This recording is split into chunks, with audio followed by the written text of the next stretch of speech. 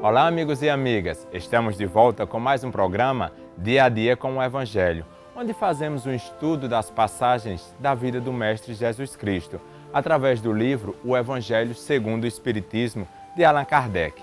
No programa de hoje, daremos continuidade aos estudos do capítulo 18, Muitos os chamados, poucos os escolhidos, dando seguimento ao estudo do item A Parábola do Festim das Bodas.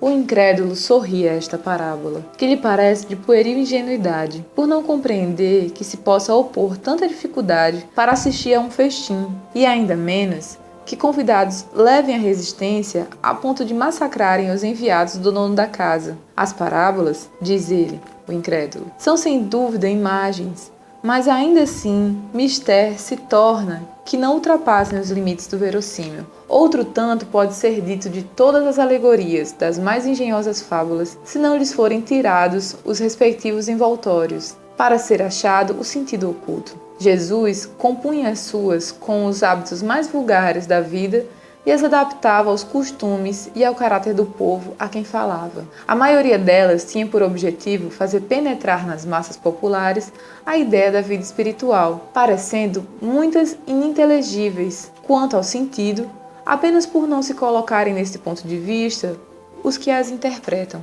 Na de que tratamos, Jesus compara o reino dos céus, onde tudo é alegria e ventura, a um festim. Falando dos primeiros convidados, alude aos hebreus, que foram os primeiros chamados por Deus ao conhecimento da sua lei. Os enviados do rei são os profetas, que os vinham exortar a seguir a trilha da verdadeira felicidade. Suas palavras, porém, quase não eram escutadas. Suas advertências eram desprezadas. Muitos foram mesmo massacrados, como os servos da parábola. Os convidados que se escusam, pretextando terem ir cuidar de seus campos e de seus negócios, simbolizam as pessoas mundanas que, absorvidas pelas coisas terrenas, se conservam indiferentes às coisas celestes. Era a crença comum a judeus de então que a nação deles tinha de alcançar supremacia sobre todas as outras.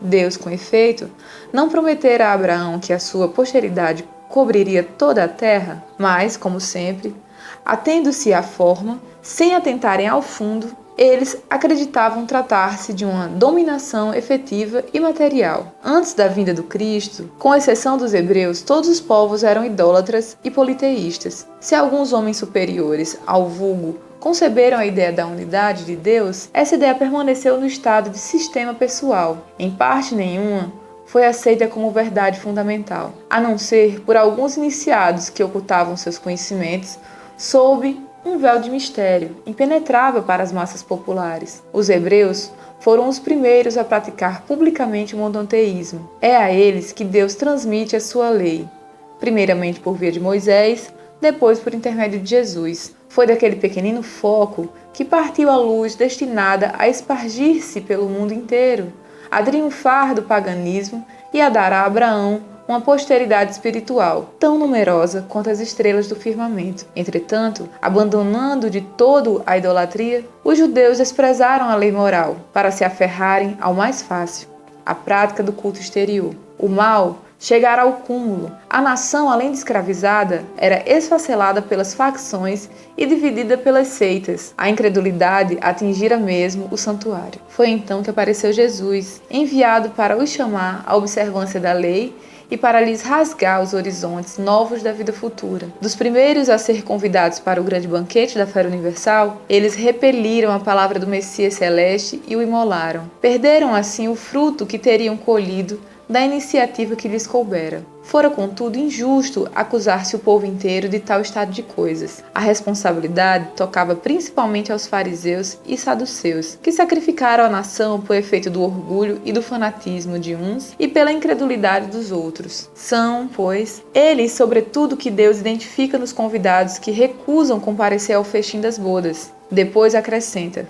vendo isso, o Senhor mandou convidar a todos os que fossem encontrados nas encruzilhadas bons e maus. Queria dizer desse modo que a palavra ia ser pregada a todos os outros povos, pagãos e idólatras, e estes, acolhendo-a, seriam admitidos ao festim em lugar dos primeiros convidados. Mas não basta a ninguém ser convidado, não basta dizer-se cristão, nem sentar-se à mesa para tomar parte do banquete celestial. É preciso, antes de tudo e sob condição expressa, estar revestido da túnica nupcial, isto é, ter puro coração e cumprir a lei segundo o Espírito. Ora, a lei toda se contém nessas palavras. Fora da caridade não há salvação. Entre todos, porém, que ouvem a palavra divina, quão poucos são os que guardam e a aplicam proveitosamente. Quão poucos se tornam dignos de entrar no reino dos céus. Eis porque disse Jesus: chamados haverá muitos, poucos, no entanto, serão os escolhidos.